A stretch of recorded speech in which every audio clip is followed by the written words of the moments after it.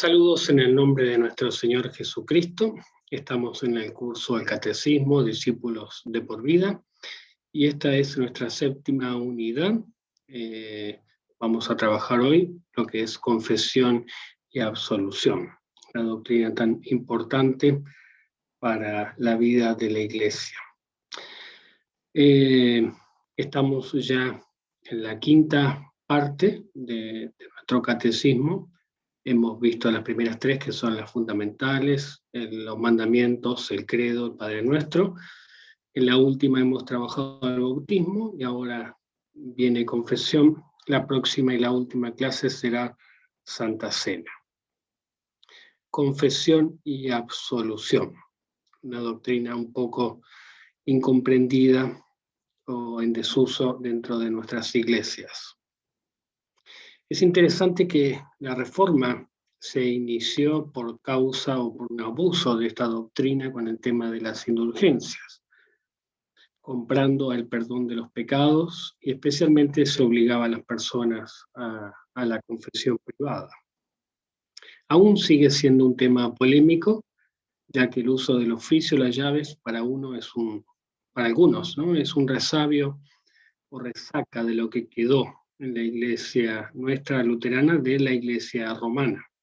Pero en otro extremo, para otros, hay una actualidad ecuménica libertina que marca sobre este tema, es decir, la total ausencia de esta doctrina. El Catecismo Menor nos enfoca en las Escrituras y por eso vamos a traerlo, porque es un tema bíblico e importante. Baldomiro Maili dice: el posmodernismo nos enseña que la gente necesita afirmación y no absolución. Absolución entendemos que es el perdón, ¿no? Algunos prominentes observadores de la vida eclesiástica contemporánea lamentan que las iglesias han cambiado la realidad bíblica por modelos terapéuticos que intentan desviarnos del concepto de pecado o minimizarlo al punto de llamarlo enfermedad. Podríamos agregar allí, hablar de errores y de otros problemas, o de hablar de problemas, pero nunca de llamarlo pecado. Nuestras confesiones nos enseñan que la terapia psicológica, por más útil que a veces sea, nunca puede ser un sustituto del Evangelio. Continuamente somos invitados a volver a lo básico del pecado, gracia, arrepentimiento y fe, confesión y absolución.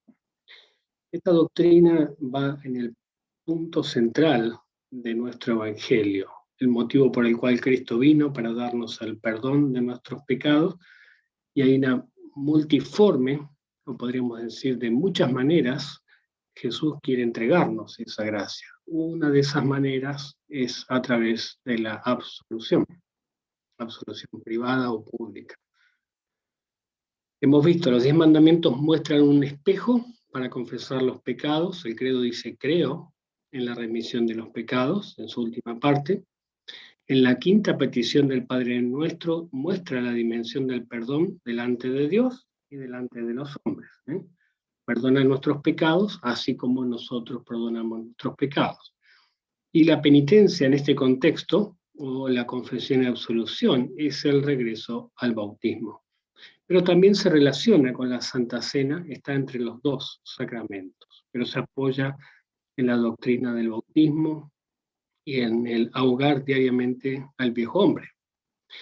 Quien descuida el tesoro de la absolución, que viene con la confesión individual, niega a Cristo en el mismo punto de que el Señor entra en contacto directo con él. Por lo tanto, no debería permitirse asistir a la cena del Señor. Esto dicen nuestras confesiones. En las primeras ediciones del Catecismo Menor y Mayor no se incluyó la confesión y absolución y el oficio de las llaves. Es importante. La versión enriquecida del Catecismo Menor, que apareció en junio de 1529, esta es la segunda, apareció una breve forma en que los cristianos comunes se confiesen ante el sacerdote, después del tratamiento del bautismo. Aún no se proporcionaba una absolución. La edición de 1531 incluye una sección que ahí está el nombre en alemán, que significa manera como se debe enseñar a la gente sencilla a confesarse. Hay diferencias entre las versiones del Catecismo Menor. Nosotros nos guiamos por el Catecismo Menor de la Biblia, esa que tiene el crucifijo, la cruz en la entrada, en la tapa, para este curso, porque si vamos al Libro de Concordia o si vamos a otras versiones, varía, y especialmente varía en este punto aquí. Confesión y absolución. Confesión general de pecados ante Dios y el prójimo. Esto significa, primero, confesar los pecados en la presencia de Dios. Se aplica lo siguiente: toda nuestra existencia cristiana debe ser una confesión constante de nuestra culpa y una súplica persistente por la gracia. Y esto es importante porque a veces creemos que el pecado es por un momento y luego somos cristianos y ya hemos abandonado, pero seguimos siendo pecadores, somos santos y pecadores a la vez.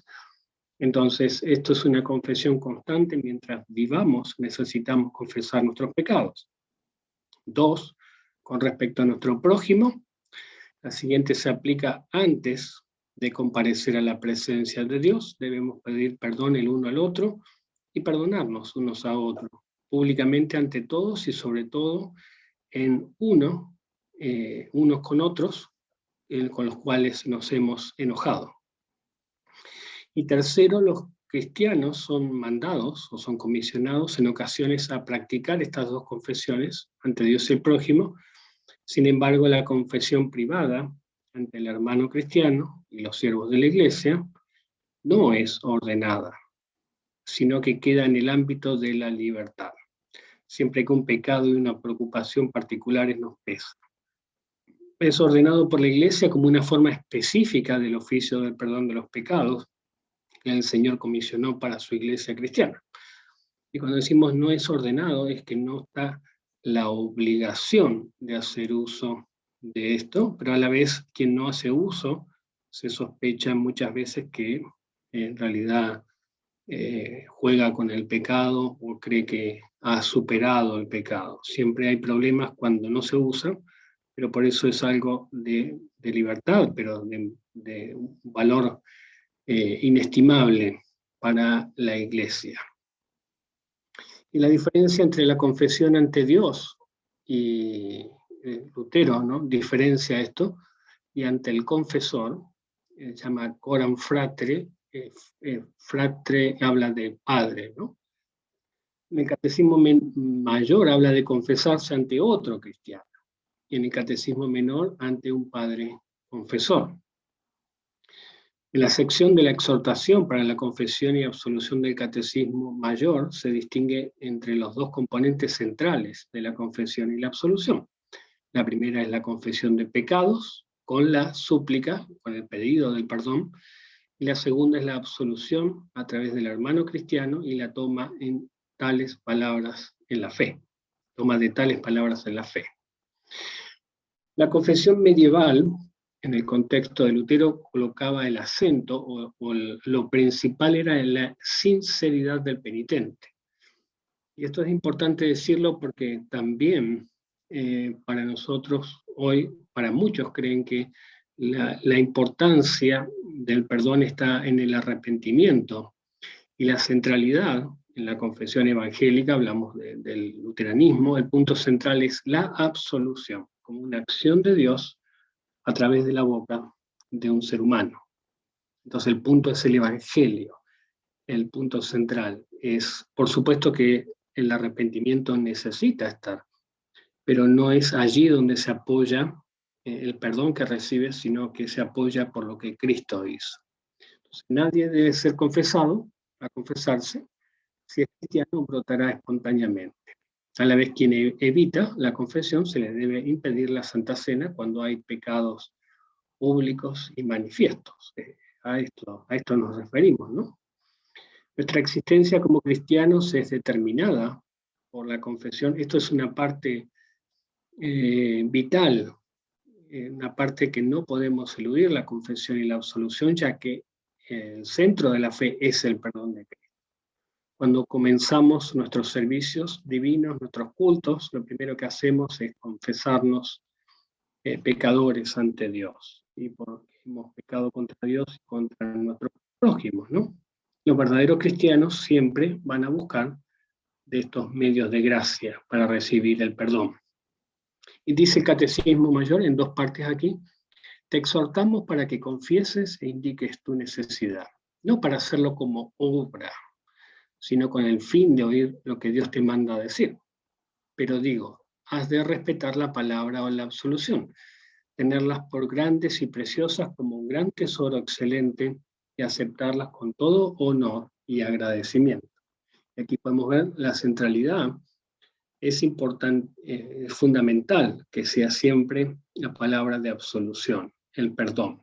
Pero es necesario indicar la necesidad, es necesario indicar, vamos a decir, públicamente la confesión.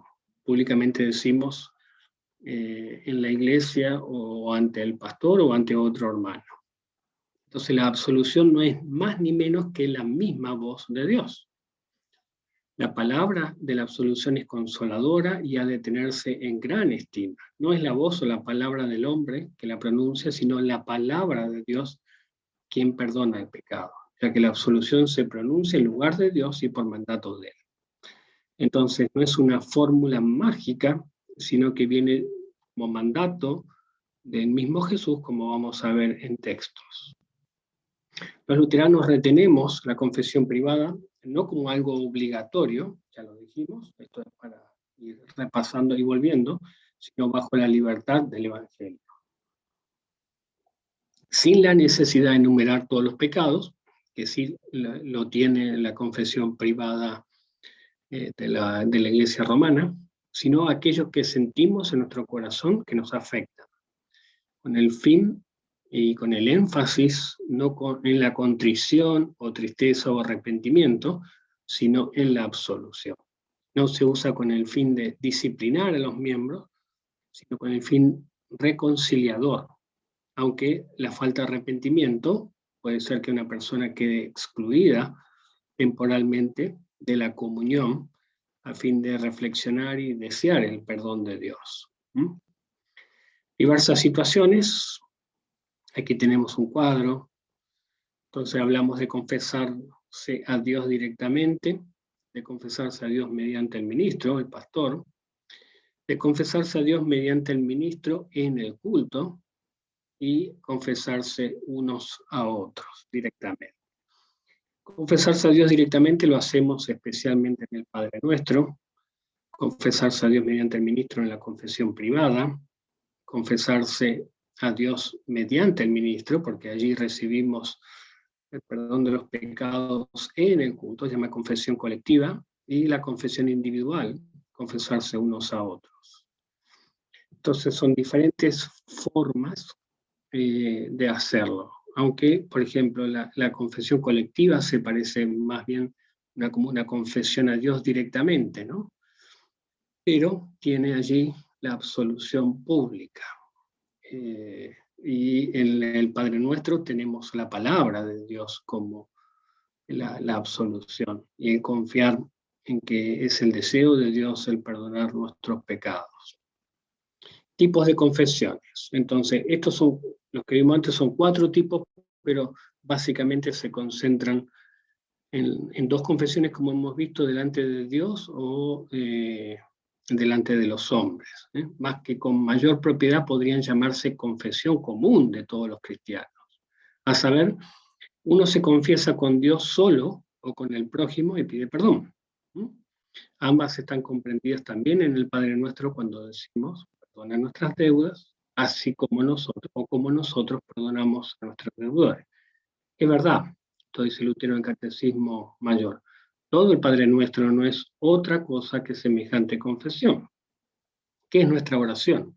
Sino confesar lo que no tenemos ni hacemos mientras estamos obligados a hacerlo y ansiar la gracia y una conciencia alegre.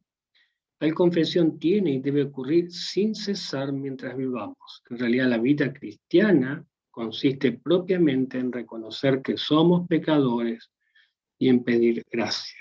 De la misma manera, la otra confesión que cada cual hace ante el prójimo también está comprendida en el Padre Nuestro.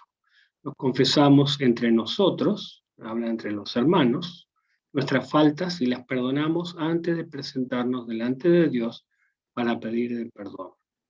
Todos somos deudores los unos de los otros.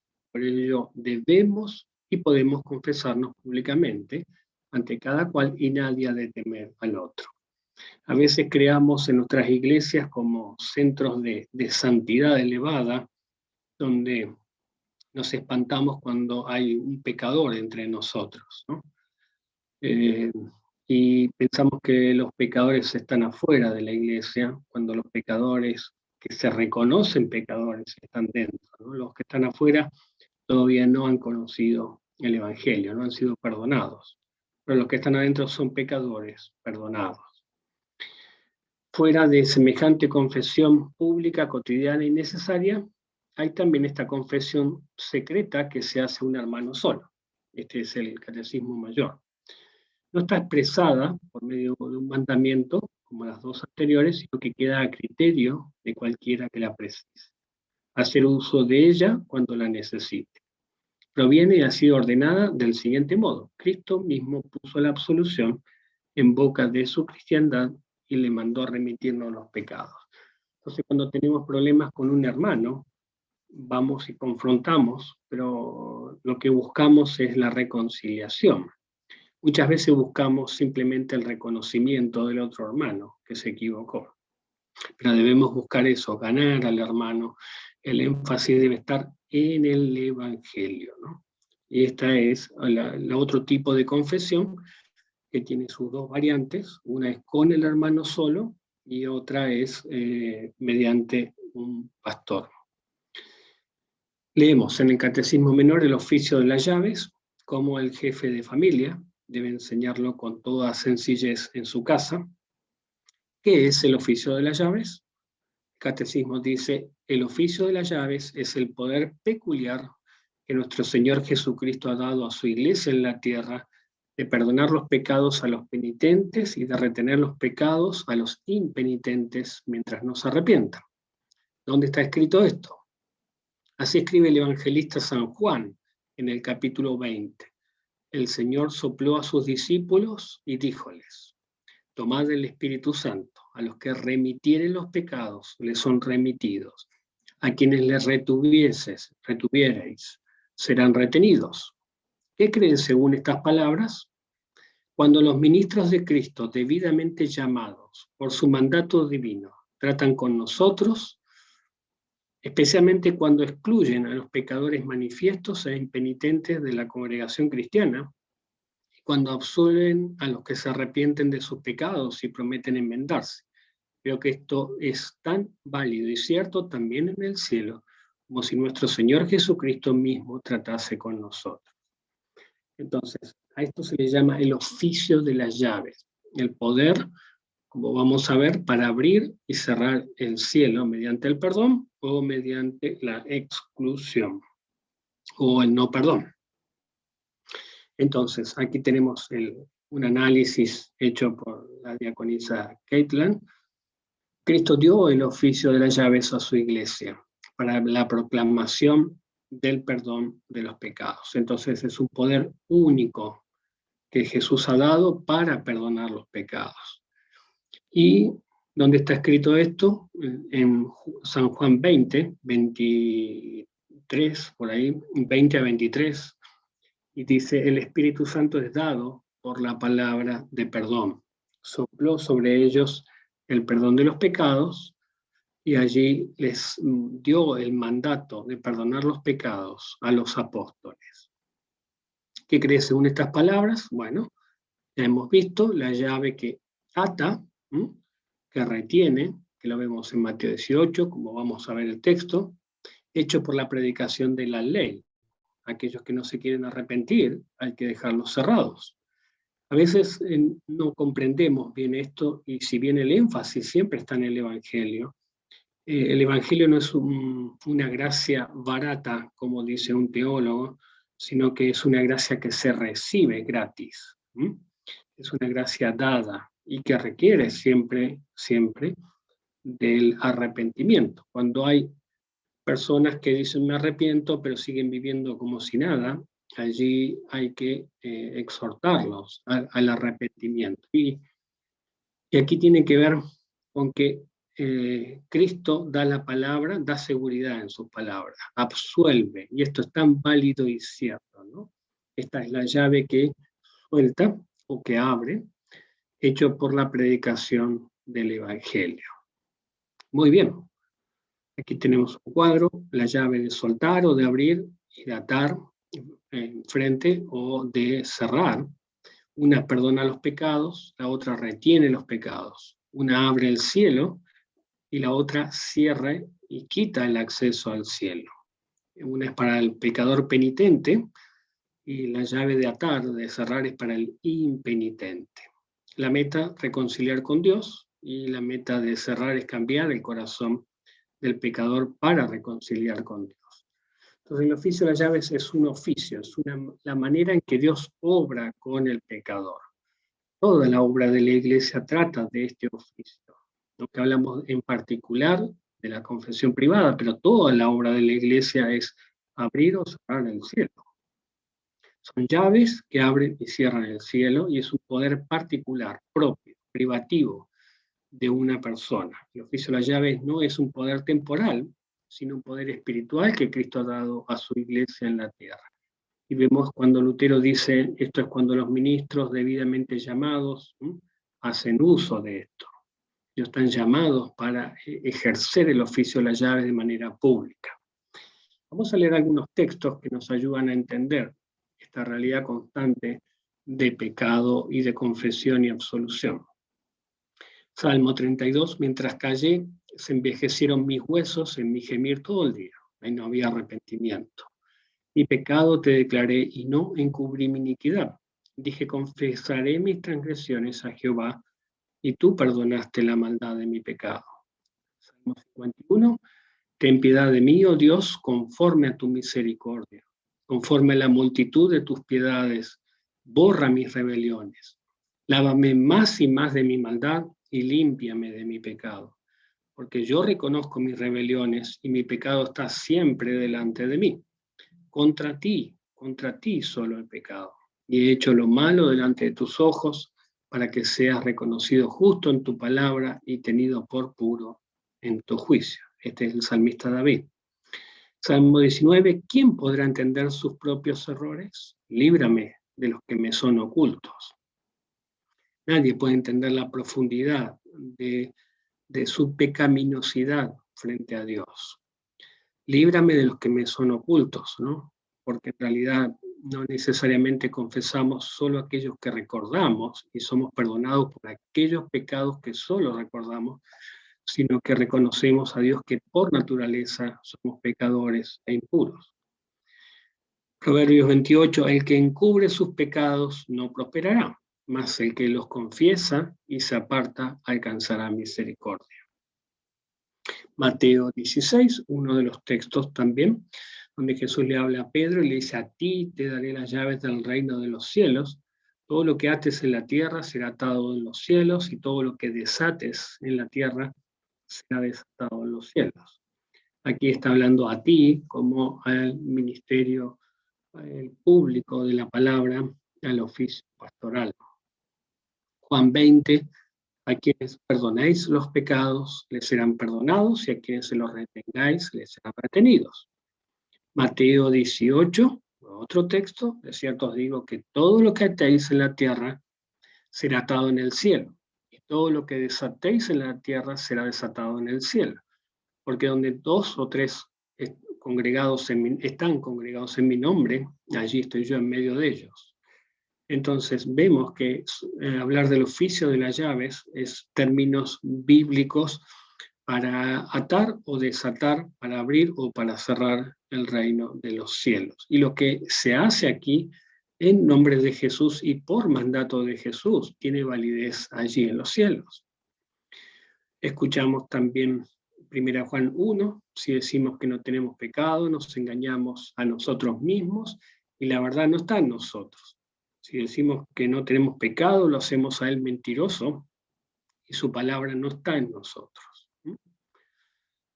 Mateo 18, dice, si tu hermano, el texto anterior, peca contra ti, dice, ve y repréndelo, si no oye, tenlo por gentil y publicano, es decir, por alguien pagano que necesita conversión.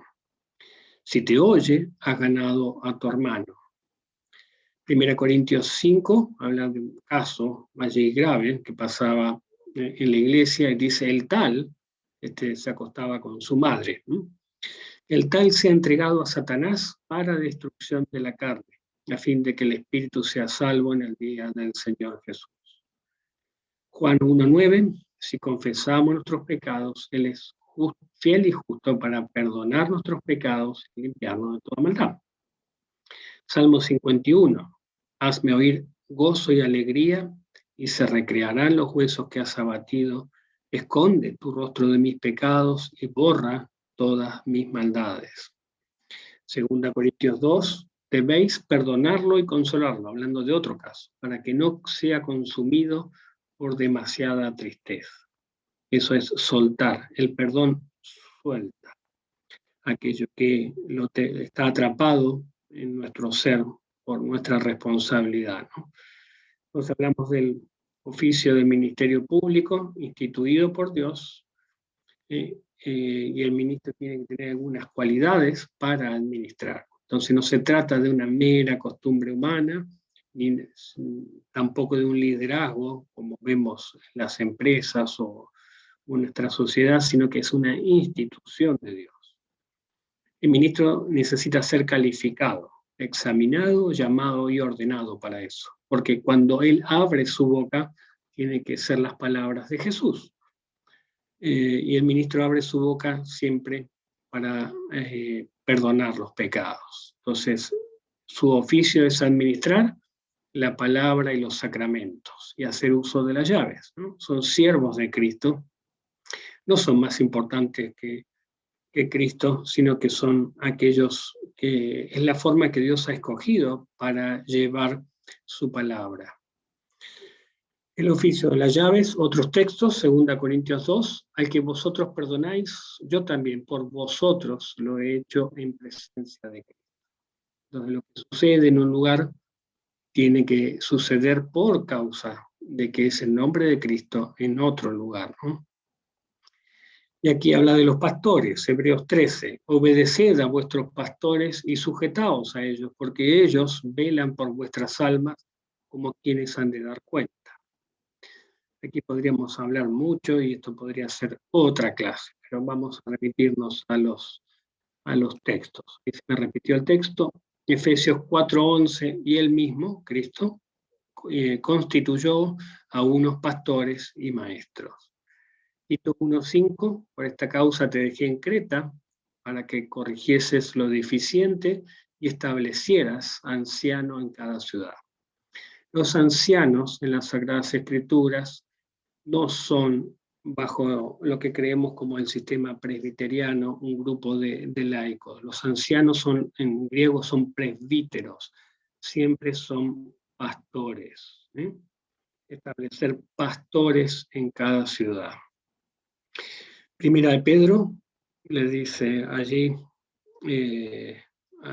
nos dice a los pastores, ¿no? Apacentad la grey de Dios que está entre vosotros, cuidando de ella. Entonces, la grey es de Dios, no es nuestra, que está entre vosotros. ¿Cuál es el objetivo? Cuidar de ella, ¿no? Pastorear. Y la forma de pastorear es la catequesis y es la enseñanza y la entrega del perdón de los pecados, el uso de los medios de gracia, de la predicación, las visitas. Allí las visitas ocurren en muchísimas personas que están a veces conflictuadas, donde se les puede entregar el perdón de los pecados, soltarlas, ¿no? Hechos 20 dice, mirad por vosotros y por todo el rebaño en que el Espíritu Santo os ha puesto por obispos. Entonces las escrituras utilizan los términos de manera indistintos: obispos, presbíteros, pastores. Ocupan todos el mismo y único oficio, no hay distinción humana entre ellos. En Hechos 14, Pedro y Bernabé constituyeron ancianos en cada iglesia. Segunda Timoteo 4, allí le dice el apóstol Pablo a su hijo Timoteo, que es pastor: te encargo, dice, que prediques la palabra, redarguye, reprende, exhorta con toda paciencia y doctrina, haz obra de evangelista, cumple tu ministerio. Primera Timoteo 4, entre tanto que voy, ocúpate en la lectura, y ahí habla de la lectura pública, en la exhortación y la enseñanza. Son todas tareas que estábamos hablando del pastor. Y también esto: lo que atéis en la tierra será atado en el cielo, y todo lo que desatéis en la tierra será desatado en el cielo. Primera Timoteo 5, a los que persisten, esto también es recomendación para los pastores, a los que persisten en pecar, repréndelos delante de todos, para que los demás también teman. Bien, vamos a la segunda parte de este oficio de la llave: ¿cómo enseñar a la gente a confesarse? Y aquí explicamos, o pregunta en el catecismo, ¿qué es la confesión? La confesión comprende dos partes: la una, que confesamos los pecados; la otra, que recibimos del confesor la absolución o remisión como de Dios mismo. Y no dudamos de ninguna manera, sino que creemos firmemente que por ella, por esta absolución o remisión, los pecados son perdonados ante Dios en el cielo. ¿Qué pecados debemos confesar? Ante Dios debemos confesarnos culpables de algunos de los pecados. Dice, de todos los pecados. Ojo, aún de aquellos que no podemos discernir, o lo hacemos en el Padre Nuestro. Más adelante, o más delante del confesor, a quien vamos a exponer nuestro caso, debemos confesar solamente aquellos pecados que sabemos y sentimos en el corazón. ¿Cuáles son ellos? Y presten atención, esto es lo que hemos visto anteriormente. Aquí considera tu estado según los 10 mandamientos. Si eres padre, madre, hijo, hija, amo, ama, criado; si has sido desobediente, infiel, indolente; si has hecho mal a persona alguna con palabras u obras; si has hurtado, descuidado, derrochado o hecho algún otro daño. Entonces, considera tu estado, es tu vocación, según los 10 mandamientos. Entonces, el propósito de la confesión es recibir la absolución de Cristo para el fortalecimiento de nuestra fe cristiana. Entonces, la absolución o remisión del confesor delante como de Dios mismo. Eso nunca debemos dudar, que cuando se nos perdonan los pecados lo hacen por mandato y en lugar de Cristo. ¿Cuáles son? Confesión, ¿cuáles son los pecados? Es parte de nuestra confesión de fe en Cristo, ¿no? Como lo hacemos en el Padre Nuestro, confesarnos culpables de todos, perdona nuestras transgresiones. Y aquí, a lo último, se refiere ante el confesor, específicamente habla de la confesión privada. La confesión es parte de nuestra vida cristiana y se usa para las cosas ordinarias. Entonces, debemos primero considerar tu posición, vocación, qué lugar ocupas, quién eres, si eres esposa, si eres un líder, si eres un pastor también, y definir el pecado según los 10 mandamientos, ¿no? Si eres un empleado, si eres jefe.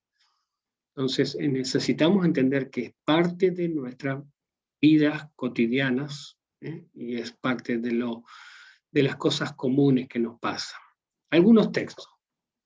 Salmo 32, mi pecado te declaré y no encubrí mi iniquidad.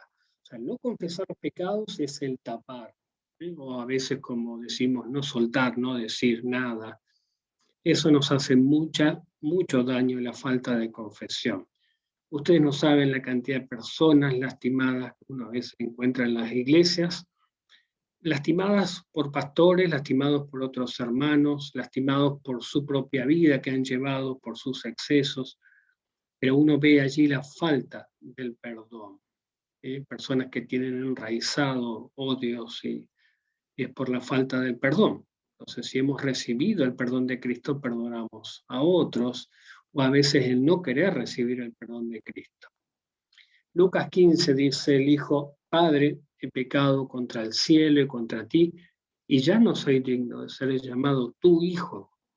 El Hijo allí le dice: no soy digno, he pecado contra el cielo y contra ti. Salmo 51, reconozco mis rebeliones y mi pecado está siempre delante de mí. Contra ti solo he pecado. He hecho lo malo delante de tus ojos para que seas reconocido justo en tu palabra y tenido por puro en tu juicio. Santiago 5 dice: si has cometido pecados, les serán perdonados. Confesaos vuestras ofensas unos a otros. Con nuestros hermanos. Cuando confesamos el pecado, es perdonado por causa de la promesa de Cristo. Juan 1, si confesamos nuestros pecados, Él es fiel y justo para perdonar de nuestros pecados. El Salmo 51, algo que es necesario confesar y que en nuestras confesiones de los domingos, de la liturgia está, ¿no? Reconocernos que por naturaleza somos pecadores. Bien, aquí está el texto. En maldad he sido formado y en pecado me concibió mi madre. Solo por el hecho de nacer de padre y madre, ya venimos con el pecado original, como ya hemos visto, ¿no? Isaías 64, todos nosotros somos como una cosa impura, todas nuestras justicias como trapo de inmundicia. ¿Mm? Santiago 2, cualquiera que guarde toda la ley, pero ofenda en un punto, en un puntito, ¿no? Se hace culpable de todos los puntos. Salmo 19, ¿quién puede discernir sus propios errores? Líbrame de los que son ocultos. Isaías 59, nuestras rebeliones se han multiplicado delante de ti y nuestros pecados han atestiguado contra nosotros. Isaías 59 sigue diciendo: vuestras iniquidades han hecho división entre vosotros y vuestro Dios. Entonces, el pecado crea eso, separación con Dios, separación con nuestra pareja, separación con nuestros hijos. El pecado rompe relaciones y por eso la necesidad de vivir en el perdón, de confesarnos unos a otros los pecados. Romanos 3 define: todos se desviaron, a una se hicieron inútiles, dice, todos. Aquí hablando de toda la humanidad, del pecado de todos. Y en el capítulo 6 dice: la paga del pecado es la muerte. Por eso la muerte es una condenación. Y quien no está en Cristo va a sufrir esa muerte eterna. Quien está en Cristo, en realidad viene la resurrección. Y la muerte es como un dormir, como hemos visto. Romanos 3, todo lo que la ley dice, lo dice a los que están bajo la ley, para que toda boca se cierre. O sea, nadie tiene excusa aquí. Por medio de la ley es el conocimiento del pecado.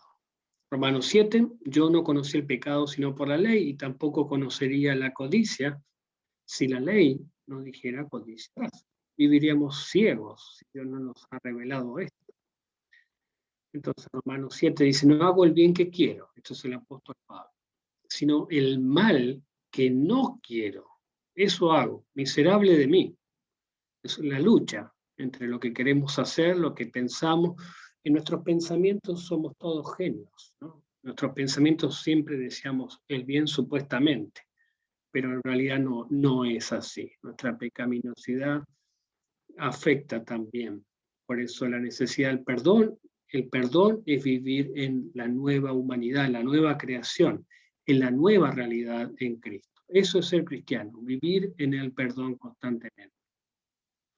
Salmo 38 dice: nada hay sano en mi carne a causa de tu ira, ni hay paz en mis huesos a causa de mi pecado, porque mis maldades se acumulan sobre mi cabeza, como carga pesada se abruman, hieden, huelen mal, supuran mis llagas a causa de mi locura, estoy encorvado, estoy humillado en gran manera, ando enlutado, confesaré mi maldad y me entristeceré por mi pecado.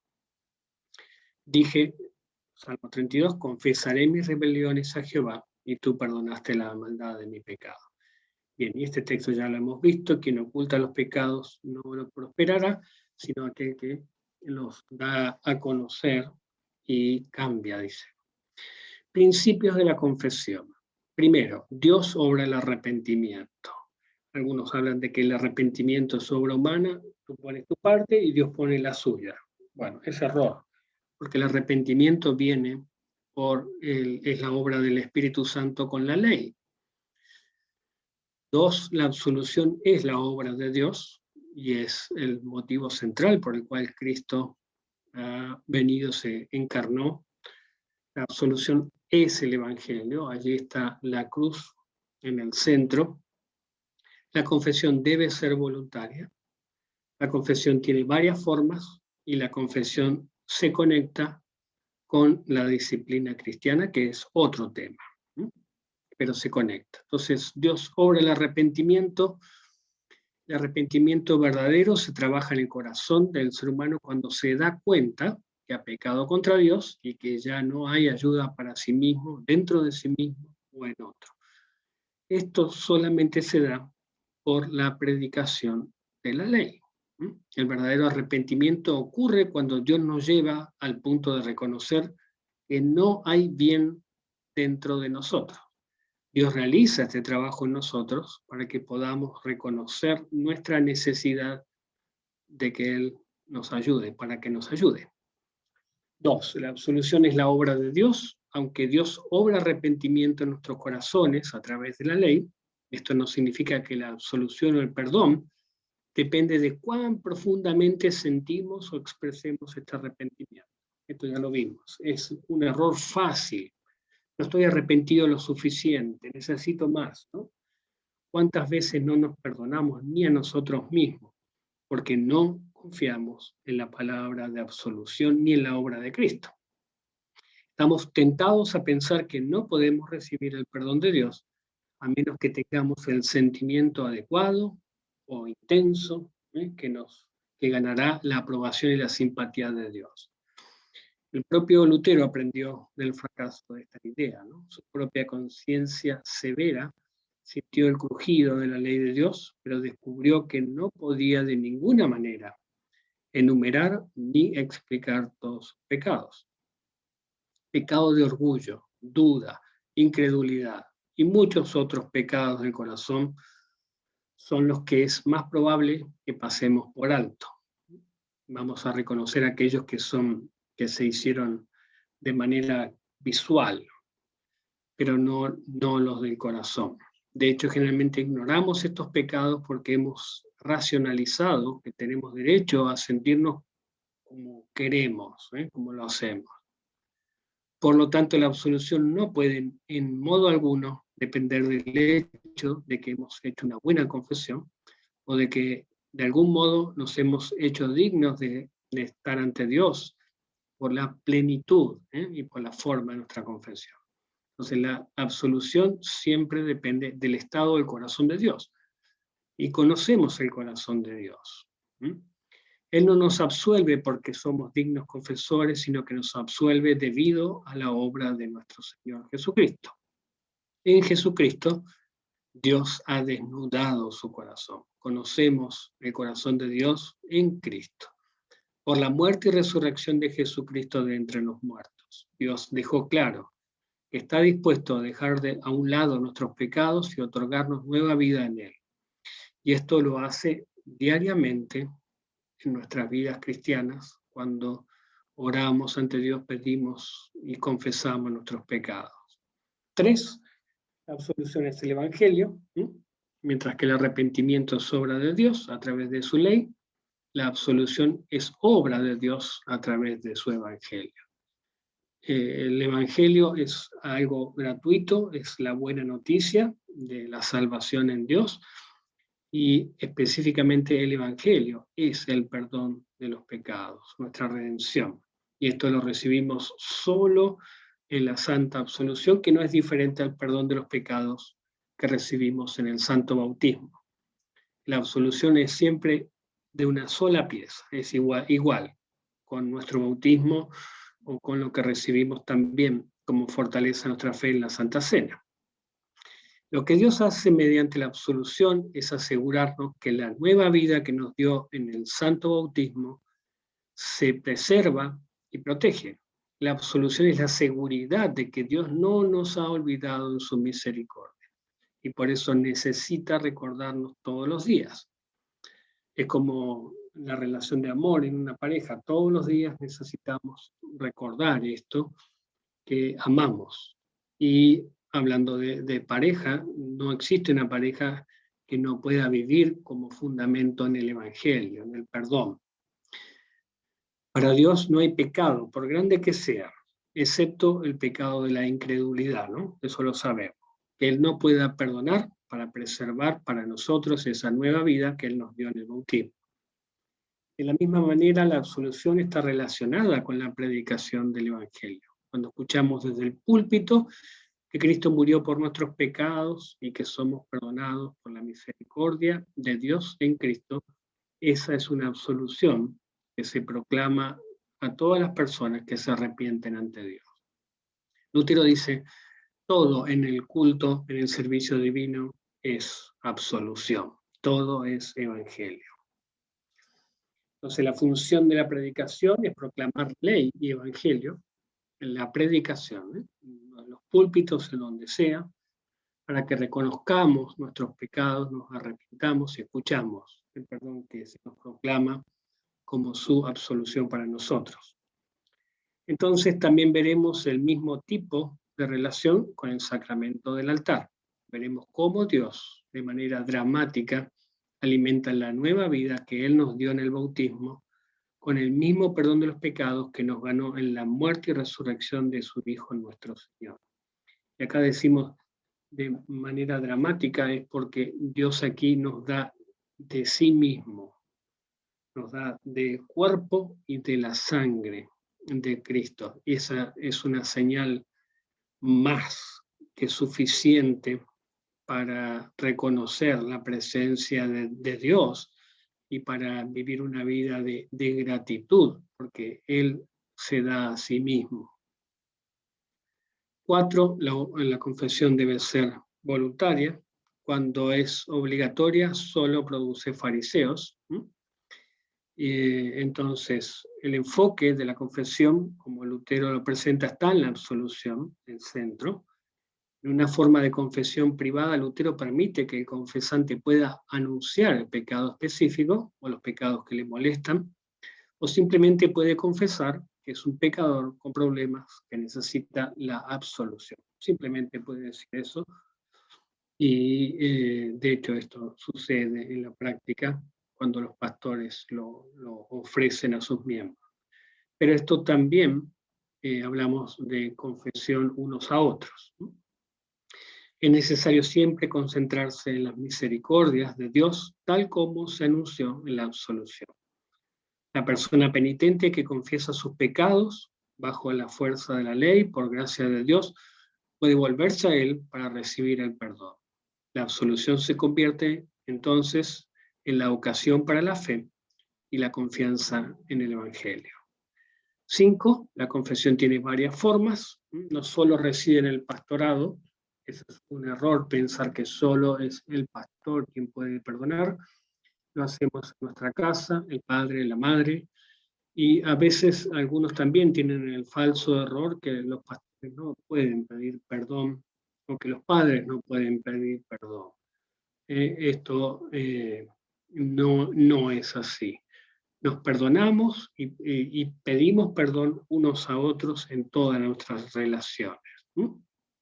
Entonces, esto ya hemos visto, las formas, solo aquí hay un cuadro como para que tengamos en cuenta a Dios, el pastor, hermanos, ¿no? Y también está la forma, como hemos dicho, a Dios mediante el pastor en los cultos. Entonces, admitir el pecado de la culpa y oír el mensaje consolador del perdón.